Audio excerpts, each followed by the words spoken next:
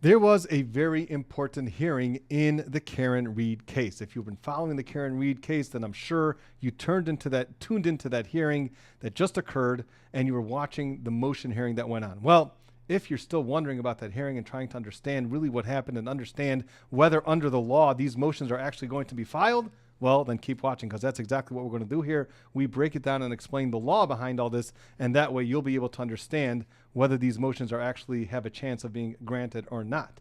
And then you'll also, whether you'll be surprised or not by the judge's rulings. So first, let's jump into the motions. There's two motions that this hearing was about. The first motion was to completely dismiss all of the charges against Karen Reed. Just send her home, a free woman. Dismiss all the charges, no trial, no nothing. She's home free to go. Just dismiss everything. What's the basis for that? Why would they make such a brazen ask of the court? And the reason for that is that they argued, the defense attorney for Karen Reed argued, that the grand jury process was tainted. The integrity was compromised. And therefore, because the grand jury proceedings, which is what started this whole case, if the grand jury proceedings were tainted, so then everything gets dismissed. We have to start all again from fresh.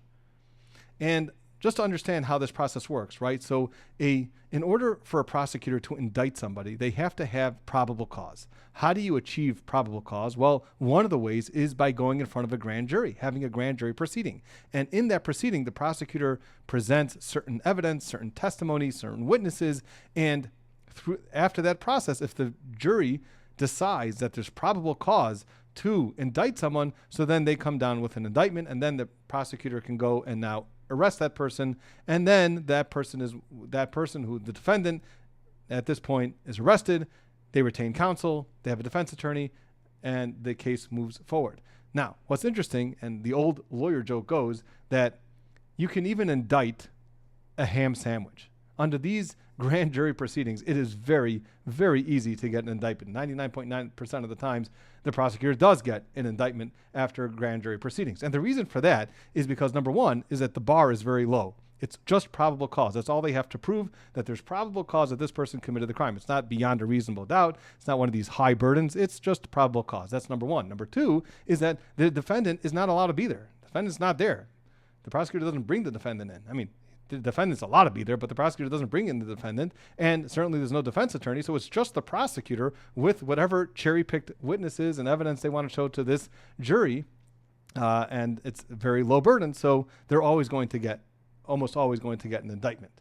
So here, the defense attorney is arguing that the prosecutor did not provide certain exculpatory evidence to the grand jury, and if the prosecutor would have presented those pieces of evidence and those witnesses, so then there would never have been an indictment in this case. So it's just mind-blowing, right? Even this low burden of probable cause, but the defense is making the case that if these pieces of evidence would have been shown to the grand jury, then there would have never been an indictment, and therefore this whole process is tainted. We have to start from scratch. That's what their argument is in the motion to dismiss. Now, the second motion that's going to be argued in this case, or that was argued in this case, the second motion was a motion to disqualify the district attorney from prosecuting this case. So they just want to completely knock off the district attorney's office from prosecuting this case any further and get a new prosecutor. That's the second motion. And also, they're asking to sanction the district attorney for certain, for that. Basically, the basis behind that is from that video. Everybody remembers that video that the district attorney put out. They're arguing that that's basis to disqualify this entire district attorney's office, and we need a new prosecutor, and also to sanction them. Now, during that hearing also, the defense attorney brought up the fact that they're actually going to file a third motion, and that the third motion is going to be another motion to dismiss, and that's based on prosecutorial misconduct. So not just they have a motion to dismiss based on the grand jury being compromised, but also another motion which was just filed was to dismiss the case for prosecutorial misconduct. So a lot of things going on, but we're just going to break down those two motions that actually the argument was on, the hearing was on, and we're going to explain it all. So this is how the defense attorney started off. First of all, Sergeant Michael Lank, who was investigating this case, had a relationship with Chris Albert. Now remember, Brian Albert's home, that was the home that John O'Keefe's body was found in front of, and therefore, anyone who's investigating this case that has any sort of relationship with the Albert family, it right away it should not be investigating this case. There's a conflict there. And this was never disclosed. In the grand jury proceedings, it was never disclosed that Sergeant Michael Lank had a relationship with Chris Albert. And he explains, brings some proof that they actually did have some sort of relationship, but that was number one, that was not disclosed to the grand jury. Number two, Trooper Michael Proctor was also very close to the Alberts. How close was he? That 10 days before this incident, 10 days before, they had a text message between Michael Proctor asking Julie Albert to babysit for his child. So this is not just a very casual relationship. This is a relationship with someone who you trust with your own child, to babysit your child. So again, showing that there's a relationship between Michael Proctor, who is investigating on this case, and Julie Albert. And then there was a very interesting text message exchange from Michael Proctor's sister and Michael Proctor. And Michael Proctor's sister was texting Michael Proctor that Julie Albert was texting her, Michael Proctor's sister, that when this is all over, she wants to buy Michael Proctor a gift. And he responds, "Don't buy me a gift, buy Elizabeth one," meaning Elizabeth Proctor, Michael Proctor's wife. So that was the response there. So again, and this wasn't disclosed to the grand jury either. And it was actually very interesting. The defense attorney said, if you would look up quid pro quo in the dictionary, you would find these text messages. So that's his argument here, that this is literally, when this is all over, because you're not investigating me, because you're not going to charge me, I'm going to buy you a gift. So that was his argument there. This was never disclosed to the grand jury. On the witness stand, in the state grand jury proceedings, as remember, there's also been a federal case. So on the witness stand in the state grand jury proceedings, Michael Proctor said that after a formal introduction, that's how he exchanged phone numbers with the Alberts. And then under federal grand jury, he admitted that he minimized his relationship in the state grand jury proceedings. So that also doesn't look so great. Another point that he made is that even though the Canton Police Department was recused from the case, because Kevin Albert actually is a police officer there, Michael Proctor still utilized Kevin Albert to coordinate some of the witnesses. So again, he's still using the influence that he has, this relationship that Michael Proctor has with Kevin Albert. He said his example to this was, the defense attorney was, this is like jumping from a frying pan into the fire. Then, very importantly, he argued that this Google search that has become famous, that Jennifer McCabe did a Google search at 2:30 in the morning. And the Google search was, how long to die in the snow? And that was done at 2:30 in the morning. This evidence was not presented to the grand jury, that Jennifer McCabe actually had typed in that Google search on her phone. And he said that the FBI already confirmed that this search was made at 2:30 in the morning. And then he also says that even if the district attorney did not know about that that Google search that was done, even if the district attorney did not know it, and therefore you can't blame the district attorney for not knowing about it, but still the police department knew about it. And they withheld it from the district attorney, and that's bad enough. And that should also just taint completely the grand jury proceedings. Also, he mentioned that 3 accident reconstructionists from the FBI, all, according to their opinions, this car that Karen Reed was driving, that supposedly she used to hit John O'Keefe and knock him out and knock him either unconscious or begin the murder that way, 3 accident reconstructions from the FBI said that the car did not hit John O'Keefe. It's not consistent with that. So that was essentially the argument that the defense attorney for Karen Reed made.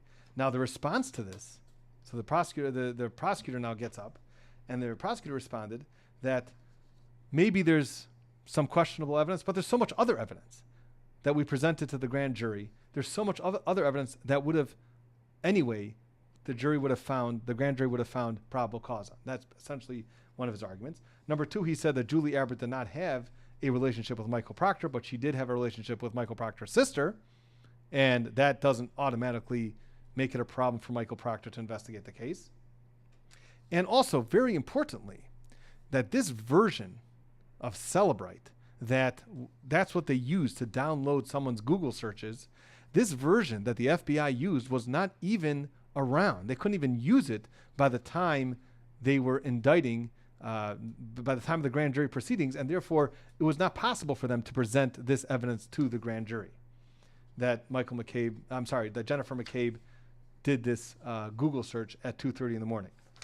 So that's essentially what was the back and forth in the first motion to dismiss based on the grand jury, based on the grand jury proceedings being compromised. So how do we view this? How should the judge make a determination? It sounds pretty bad. It sounds like there's certain pieces of evidence that was exculpatory that was not presented to the grand jury. So here's the question really that you have to ask yourself is that, does a prosecutor have to provide exculpatory evidence to the grand jury? Is he required to provide that evidence to the grand jury? Maybe he's not even required under the law to provide exculpatory evidence to the grand jury. That should be a question that all of you legal scholars are thinking. You're right, it sounds pretty bad, but this isn't a trial. You're right that the prosecutor has to hand over all of the exculpatory evidence that they find. That's true. That's clear. But who says during a grand jury proceeding that they're required to do that? So both the defense attorney and the prosecutor agree that this set of facts, the law that controls this is in a case in Massachusetts, which is called Commonwealth versus Odell. This is the Odell case. And this is what they're both relying on. They both agree that this case controls what type of evidence the prosecutor has to present to the grand jury. So we have to understand the Odell case. All right. So we're going to jump into the Odell case. So instead of just giving you some snippets of the holding of the Odell case, let me just go through the factual scenario in the Odell case, because it's actually an interesting case and it also brings out the point a little bit better. So this is what happened in the Odell case. One witness testified before the grand jury. There's only one witness in this case that testified before the grand jury. He was a detective in the Salem Police Department. The detective testified that on September 21st, 1982, about 8 p.m., he responded to a call concerning an armed robbery at Richdale store on the corner of North and Oakland Streets in Salem. At the store, he spoke with the store clerk, who stated that approximately 3 to 5 minutes earlier, a white male wearing a red Adidas jacket entered the store and demanded money from the cash register. She stated that the robber threatened her with a handgun, which was tucked inside his belt, and left with approximately $100 from the store. So all he got out of this armed robbery was $100.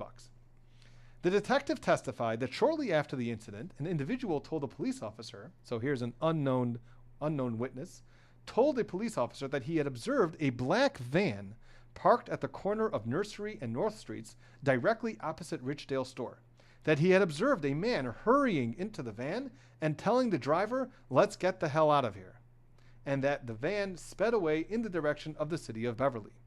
The individual was said to have provided a registration number according to the detective. So the detective's testifying, he said that what he's heard is the store clerk said that she was robbed by some guy wearing a red Adidas t-shirt, red Adidas jacket. He was a white male. And then this other witness said that that guy that was wearing this red Adidas jacket ran into this car that was parked and said, "Let's get the hell out of here." And the van sped away in the direction of the city of Beverly. All right, that's the story so far.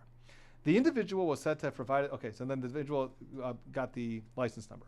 Approximately 1 hour later, Beverly police stopped the van, and a man named Gordon Preston was inside. Preston was wearing a red Adidas jacket and was in possession of approximately $100 cash. Wow, how coincident! What a coincidence. A handgun was also found in the van. Preston was taken to the Beverly police station. So now this fellow Preston was arrested. Now this case is really not so much about Preston, it's about Odell. So who is Odell? We're about to meet Odell. The detective also gave the following evidence relative to the defendant. The defendant is Odell. As a result of information received by a Salem police officer, the police, including the detective, went to an address in Beverly where they found the defendant, Odell, and charged him with armed robbery. So now the driver of the van is also being charged with armed robbery. The detective told the grand jury that the defendant then said that he had been in Salem with Preston. Preston was the guy who actually committed the armed robbery. That he had been driving a van and had parked it across the street from the store, and that when Preston ran back and told him to get the hell out of here, that is what he did. The detective also testified that the van, driven by the defendant, belonged to Preston, and that Preston had been identified by the store clerk at the Salem District Court the next day. After the detective's grand jury testimony was completed, a juror asked, ready? Here we go. A juror asked this question during the grand jury proceeding. What about the driver? Was he supposed to be involved in this thing or not? So the grand juror wants to know, what's the story with the driver? Was he supposed to be involved in this or not? So they're trying to indict two people. Preston, who was the actual person who committed the armed robbery, went into the store. And then also they're trying to indict Odell. Odell was the driver of the van. So the juror wanted to know, was the driver supposed to be in this thing or not? The detective answered, we believe he was. He was the driver of the getaway van or the car. The juror then asked whether the driver was being charged at that time, and the assistant district attorney presenting the matter said, yes, he is. That is the defendant, Mr. Odell, who was the driver of the van at the time. The grand jury indicted Preston and the defendant. So that's what happened in that case. The defendant's statement, which the detective related to the grand jury, was a portion of his statement. So the detective only related a portion of Odell's statement, contained in a report prepared by the Salem police and signed by the defendant. Although the police report is undated, the Commonwealth does not challenge the defendant's assertion that the report was in the possession of the Commonwealth at the time of the indictment. The report states, now this is what the report says, and I'm going to tell you which part the detective did not tell the jury. The report states that James Odell admitted being in the van of Gordon Preston in Salem at approximately 8 p.m. and parking it on a side street by Richdale store. This and the following is what the detective did not tell the jury, which is the statement of the defendant Odell. This is what he said. He denies knowledge of knowing that Preston had any intention of pulling a robbery, or that he pulled a job after he ran back to the van. So here the defendant is saying in his statement, he just asked me to have my van there and to take him somewhere. I didn't know what he was up to. I had no idea what he was doing. He admitted that Preston yelled, let's get out of here. But this is what he says. This is what the detective did not tell the grand jury. This is part of the statement. But claims he thought that Preston may have only done some shoplifting. He thought that Odell did Odell thought that Preston only did some shoplifting. He didn't know that he actually went in to do an armed robbery. Odell stated that he drove over the Kernwood Bridge to North Beverly. So that is what the detective failed to say. He failed to say that in the same exact statement, which this detective is telling the grand jury, Odell said he conveniently left out the part that Odell also said in that same exact statement, and that's going to make a difference, I believe. In the same exact statement, he decided to leave out certain parts which were clearly exculpatory. We do not consider, and this is what the holding is continuing with. We do not consider the omission of the italicized words, which are the words that I told you that they did not say, from the defendant's statement to have been a mere withholding of exculpatory evidence. It's not just a mere withholding of exculpatory evidence. And why is that? Why does the court have to say that it's not just a mere withholding of exculpatory evidence? Shouldn't it be the fact that you're not showing the grand jury exculpatory evidence enough? And very clearly from this opinion, it's not. It's not enough because the opinion says the following. I'm going to quote you from a different part of the opinion. We do not announce a rule. This is just from a different part of the opinion. We do not announce a rule that would require prosecutors in all instances to bring exculpatory evidence to the attention of grand juries. Meaning there is no requirement, generally speaking, for prosecutors to bring to the attention of the grand jury exculpatory evidence. However, this is what they say. We are satisfied in this case, however, that the withholding of a portion of the defendant's statement distorted the portion that was repeated to the grand jury in a way that so seriously tainted the presentation to that body that the indictment should not have been allowed to stand. So this is not just merely providing exculpatory evidence. Exculpatory evidence, to be clear, is not required in Massachusetts. If you're the prosecutor, you don't have to provide exculpatory evidence. But in this specific case, it's different because the fact that he left out some of those statements in the exact same statement that Odell was talking about, and he just conveniently left out a few parts of his statement, that's just not fair. You're completely tainting the entire statement. You can't cut and paste a statement. When you do that, it completely changes the statement. That you can't do. So it's like you're not just not providing exculpatory evidence, you're changing the statement. That's essentially what they're doing. That's what the detective did in this case, in the Odell case. And that's why in the Odell case, they held that in this case, we are satisfied, therefore, that the integrity of the grand jury proceedings was impaired. For that reason, the indictment should be dismissed. So this is the case which explains a little bit more in detail, but that was the main parts of that case. And let's see if we can apply it to this case. So the fact that, let's just, even in the scenario where the prosecutor actually had that Google search, and the prosecutor said that this version wasn't even out. The version of Celebrite, which downloads all this information, wasn't even around at the time when they went in front of the grand jury. Even if it was around, let me ask you as a listener, even if it was around, is that just exculpatory evidence? And if it's exculpatory evidence, it doesn't need to be provided to the grand jury. It's very clear from this case, you don't have to provide exculpatory evidence. It's only when you're taking a statement and by leaving out some of the words, it completely changes the whole understanding of that statement. Then you're not allowed to do that as a detective. But you don't have to provide the grand jury with every single piece of evidence, even if it's exculpatory. You don't have to do that. So that fact is not necessarily going to carry the day to get this motion granted. And all the other arguments that they made that certain things weren't disclosed to the grand jury, that's more of questionable. That's a little bit more questionable because if you can make the argument that if I don't disclose to the jury that I am best friends, let's say, for example, that I'm best friends with the Alberts, and I'm the one investigating the case and I'm telling you about these investigations that I did, that may so taint the statements that I'm giving, or the conflict is so inherent that it should have been presented to the grand jury. That's more of an argument to be made. However, I seriously doubt, that the judge is going to find that that's enough.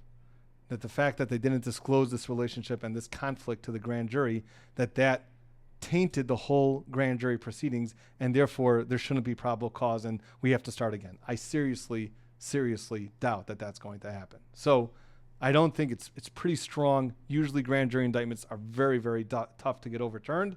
And only when you're completely changing an exact statement to make it look like the person said something different than they actually said are you going to get anywhere. But just to not disclose conflicts and things like that, I don't think that they're going to be able to get this grand jury indictment thrown out. So that's just my own personal opinion about this. All right, now let's move on to the second motion here. And this was a motion to disqualify and sanction the district attorney. So before we jump into the motion, I want to remind you what the statement was. I'm not going to play the entire clip, but just the portion of the clip in which the defense attorney specifically referenced in his argument to disqualify this district attorney.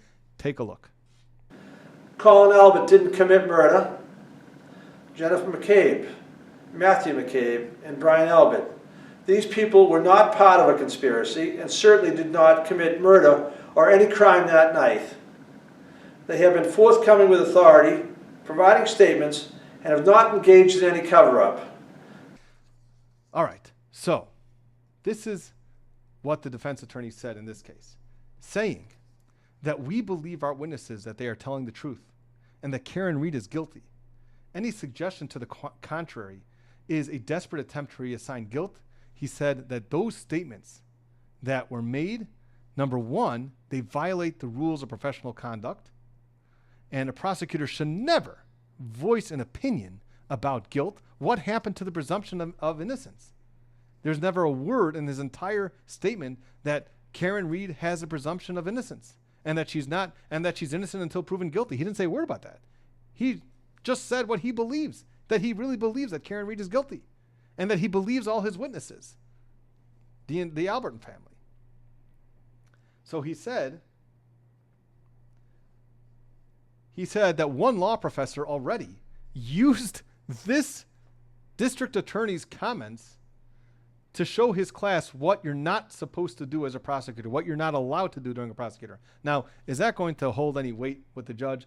Nah, not much. Whether a law professor says something in his class, that doesn't really hold so much weight with the judge. Rules do, statutes do, case law does, but that's more for the cameras and the videos than it is for actual real arguments in front of a judge. All right. And he also said, something for the cameras, that a member of the bar already reported Mr. Morrissey, which is the district attorney in this case, to the BBO. What's the BBO? The BBO is the Board of Bar Overseers in the state of Massachusetts. So essentially, this is the board that governs whether attorneys need to be disciplined and sanctioned. So an attorney already, and part of your duty as an attorney actually is that you actually have to report unethical conduct that you find another attorney engaging in. That's one of the requirements an attorney has to do. We kind of have to snitch on each other. That's what we're required to do.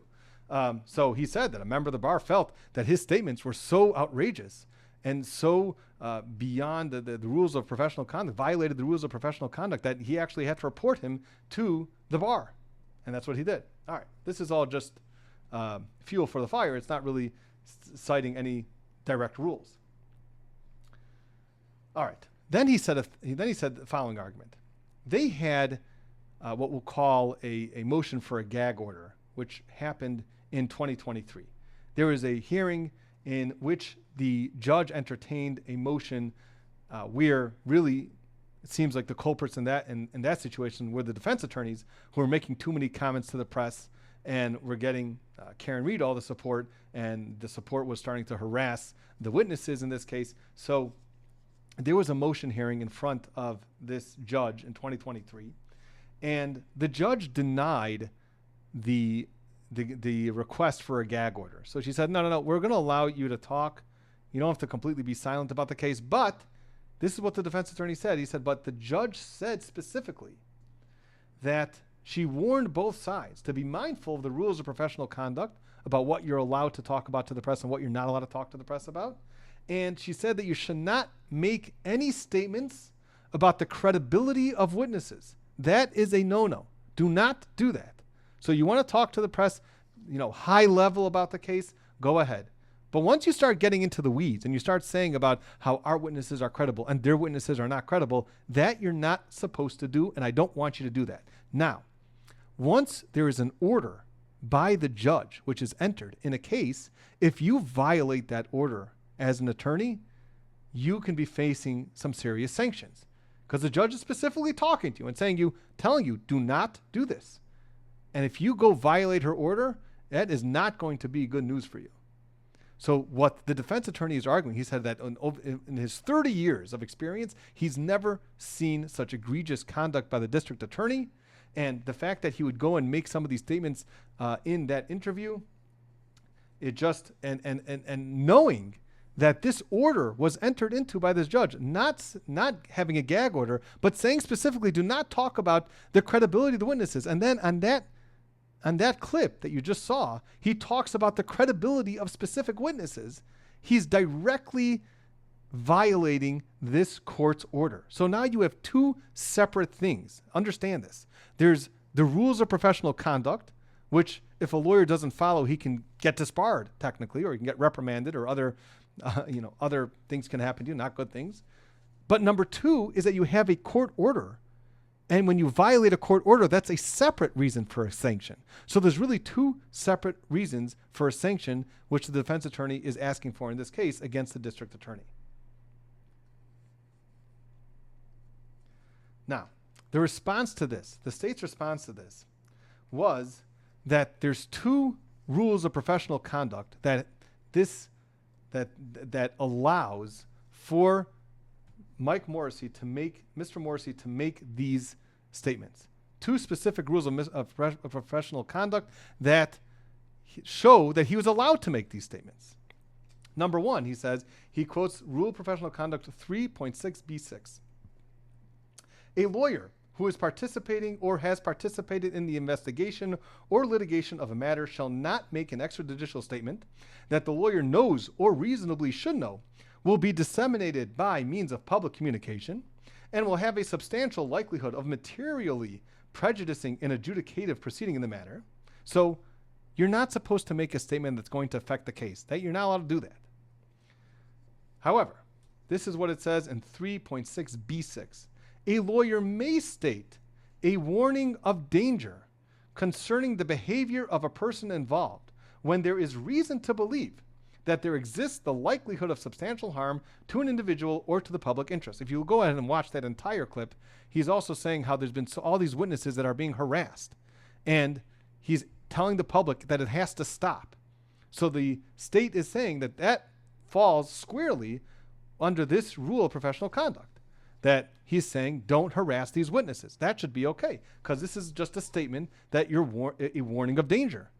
It's a warning of danger concerning the behavior of all the supporters of Karen Reed who are going out there and making demonstrations and calling these people murderers and things like that. They're intimidating witnesses, and we know that one of the Turtle Boy has been charged with intimidating witnesses. So that's what he says. That's number one. Now, but what about the credibility of the witnesses? What about that statement? What does that have to do with protecting people or warning people of danger? How does that fall into anything? So he says like this. The prosecutor argues the following. He says, well, there's another rule of professional conduct, 3.6c. And this says the following. A lawyer may make a statement that a reasonable lawyer would believe is required to protect a client from the substantial undue prejudicial effect of recent publicity not initiated by the lawyer or the lawyer's client.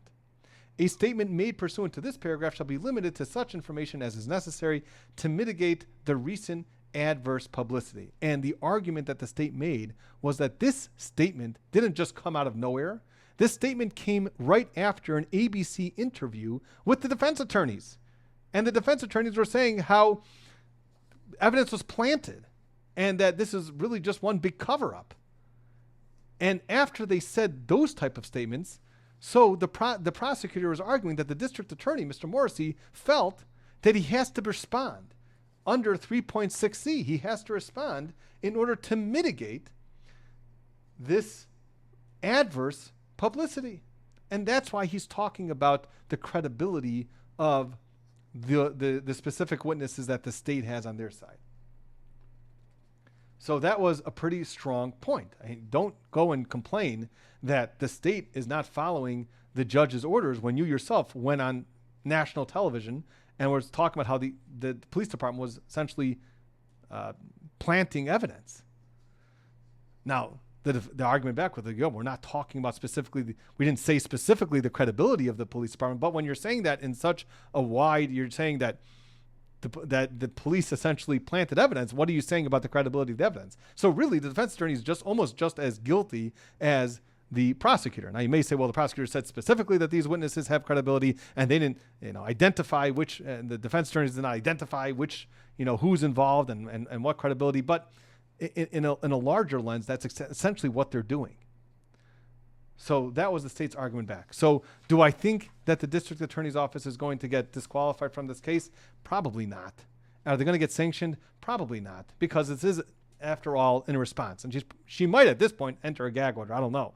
But there would probably be another reprimand to the attorneys, not an official one, but in her order saying, you guys better stop it. There should be no more statements, but by the defense about the strengths of their case, and there shouldn't be any statements by the state about the credibility of other witnesses. But do I think anything substantial is really going to happen as a result of these motions? Most likely not. So, I mean, it's interesting. It's interesting to read the cases and interesting to hear the arguments. And some of this stuff is going to be very interesting, and it'll probably all come out during trial. And it's going to make for a very, very interesting trial, which should take place in about a month. So certainly stay tuned for that. We will bring you the analysis for that. And if you haven't yet, come on, you got to subscribe, like the video, and that's way we will be able to continue bringing this analysis. That will be it for now. See you next time.